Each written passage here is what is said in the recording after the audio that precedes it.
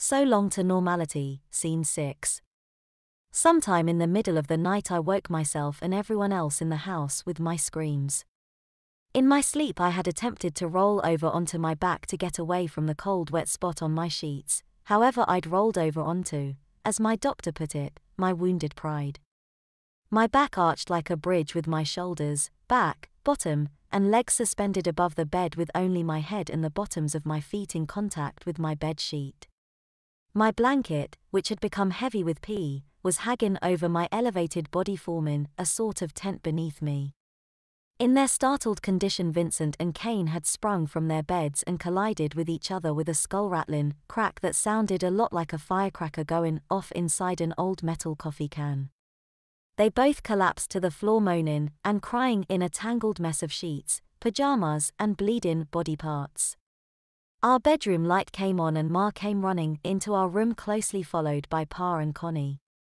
They found me still arcing my back and screaming while Vincent and Kane were rolling on the floor clutching at their heads and waddling like a couple of infants with poopy diapers. Connie rushed to my aid while Pa and Ma dashed over to help my brothers who as it worked out had both broken something. Kane had a broken nose but he weren't bleeding, none hardly, but Vincent had literally cracked his forehead open and was bleeding all over the place. By the time Connie got me calmed down enough to stop crying, Pa had got both of my brothers into the truck and was taking them to see Doc Wilson. I reckon that Doc Wilson is going to be able to retire soon with all the business we keep giving him. I had thought at first that Ma had gone with Pa when we heard the back tire of the truck kicking up gravel as it flew down the drive, but she soon reappeared in my room with a big bag of ice and laid it right on my bottom. Catherine came in looking worried and still partially asleep. You'd have thought that when she saw the blood all over the floor that she would have freaked out, but instead she yawned. "Should I go get a bunch of rags and a bucket?" she asked while rubbing her eyes with the backs of her wrists. Connie was whipping my eyes with a cool cloth and shushing me because I was making huffing sounds from having been crying so hard. Mom answered, "Why don't you go check on Kristen, and if she's all right then you can go back to bed." She yawned again. "Okay, but can you keep him from screaming anymore? I need my beauty sleep." I weren't looking at her when she said that, so I don't know if she was serious or joking, but it was funny either way and made me to laugh, as did Connie and Mom. "Okay, we'll try, sweetheart. Good night, I love you," Ma said with a giggle. The task of cleaning up the bloody mess fell to Connie while Ma took me into the bathroom and proceeded to give me a bath to wash all the urine off me. When we returned to my room with me wrapped in a towel I found that my bed had been stripped and remade by Connie. I removed my towel, laid myself face down on my bed and Ma pulled warm dry blanket up over me. She folded the end neatly around the back of my neck, tucked it tightly around me so that I was less apt to try rolling over in my sleep again. With a kiss to the side of my head she softly cooed, "Now try to get some sleep." It was nearly sunrise when Whiskey could be heard outside barking at PA's truck as he pulled up in front of the house with Kane and Benjamin. I didn't see Pa right away, but Vincent and Kane both looked bad when they walked into our room heavily bandaged and glaring at me like I was the Antichrist. They both seemed to sway slightly as they walked like they were a little tipsy. When they both put their pillows in the middle of their beds before lying down I knew that Doc Wilson had given them both shots in their rumps. There were some muffled angry sounds coming from downstairs followed by the door slamming, and shortly after we could hear the tractor start. I figured Pa was getting a jump on the day seeing how he already up. Ma appeared in our room looking tired, irritated and in no mood to be messed with. Her normally tidy appearance had been replaced with dark circles under her eyes, drooping eyelids, and hair disheveled and hanging wildly about her shoulders. Without saying a word she went about gathering up the items she would need to change my diaper, but I wasn't wearing a diaper so I guessed that she was fixing to put me into one. I couldn't have been more wrong. She stood next to Vincent and Kane's beds holding 2 diapers, 2 pair of plastic pants, the bottle of baby powder and diaper pins and cream. My brothers both looked horror-struck, like 2 young bucks caught in the headlights of a Mack truck.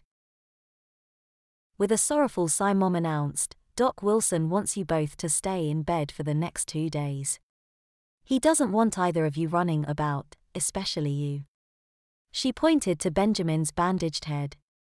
Vincent opened his mouth to speak but was cut short by a commanding boom from Pa. If I hear so much as a whimper from either of you more, then your heads will be hurting. I was lying on my stomach with my head at the foot of my bed and intently watching Ma, as had Kane and Benjamin, so none of us had heard or seen Pa step into our room.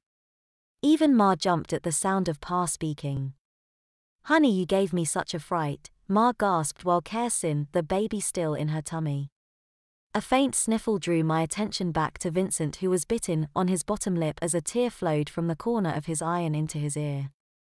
I wasn't sure if the tear was from the fear of being diapered, from Pa scaring the life out of us all, his cracked head, or from biting his lips so hard, but I guess it don't much matter. Any or all probably would do the trick, so I didn't blame him for it none.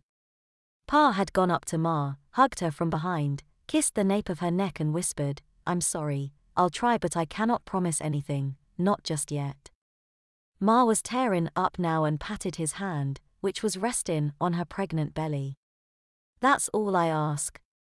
Pa raised a hand, pointed his pinky at Vincent and his index finger from the same hand at Kane and announced, "I will see to your chores today and tomorrow, but I best not hear that you've been up mucking about. Come the day after tomorrow, and only if Doc Wilson says it's okay, I'll expect both you back at it."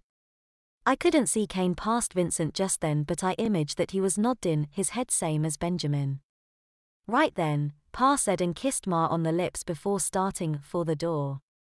He hadn't made it 3 steps before Vincent could be heard, "Ma, please don't make." Pa stopped, but neither turned nor spoke. However, his lack of words and actions shouted volumes, and not another peep escaped either of my brothers' mouths for several hours. With amazement I laid on my bed and watched Benjamin, who was staring hypnotically at the ceiling, while Ma pulled Kane's pants off and proceeded to pin him into one of my diapers, followed by a pair of clear plastic pants. As Ma moved over to Benjamin's bed, she said, "Raise up for me please," so that she could pull his pillow out from under him. She handed it to him and he tried to put it over his face, but Ma stopped him. "Don't do that, you're liable to hurt yourself again." Instead, Ma lifted and tucked the pillow under his head. She also kissed his bandage ever so soft. I suppose it would have been better had Connie not barged into our room. The look on his face said what his lips didn't. His head turned the color of a radish and his eyes were slammed tightly shut. It was as though he was thinking that as long as his eyes were closed, then none of this could be happening.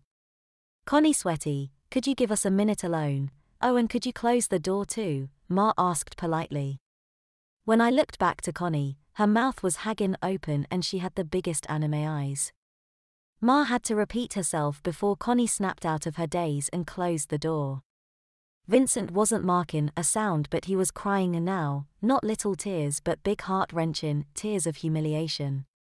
Despite Ma's best attempts, she couldn't calm him down at all. She had some difficulty getting the plastic pants on him due to the fact that they had been bought for me and barely stretched enough to fit him, but somehow she managed to get them on him. When she finished diapering my 2 brothers, she left the room and I looked back to Benjamin. He had his blanket pulled up tightly to his chin and was still weeping quietly. True to PA's word, none of us had to get up to do chores or go to school, and it wasn't until lunchtime that Kane finally started talking to me.